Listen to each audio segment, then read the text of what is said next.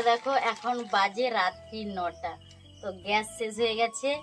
তো উনানে রান্না কদিন করাই হয়নি, উনুনটা ছিল। তো মা দুধ পাঠিয়েছে, আর দুধ না গরম করলে নয়। তো দুধ গরম করছি, আর এগুলো দেখো সব ফেলে দেওয়াচ্ছি। এর ভিতরে সব ভর্তি ছিল এই পেপার দিয়ে, যে বাজার নিয়ে আসা হয় না, সে বাড়তি পেপারগুলো আমি সব গুছিয়ে এক জায়গায় রেখে দিই। তো সেই পেপার দিয়ে দুধ গরম করছি।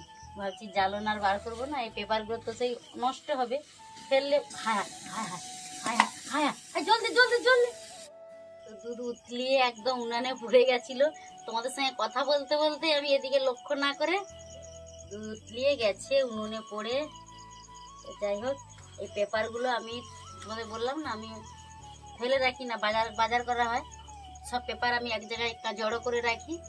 একদিন উনুনে সব পুড়িয়ে দিই, মাটিয়ে ফেলে দিলেও তো নষ্ট হবে না, সেই কারণে ভাবলাম আজকে জ্বালন না দিয়ে সব পেপারগুলো দিয়েই দুধ গরম করছি।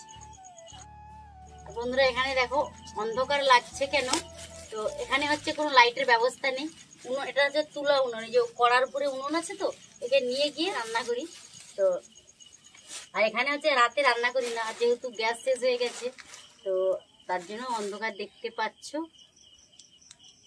আর বললাম না গ্যাস শেষ হয়ে গেছে, দুধ এনেছে, তার জন্য গরম না করলে দুধটা কেটেই যাবে।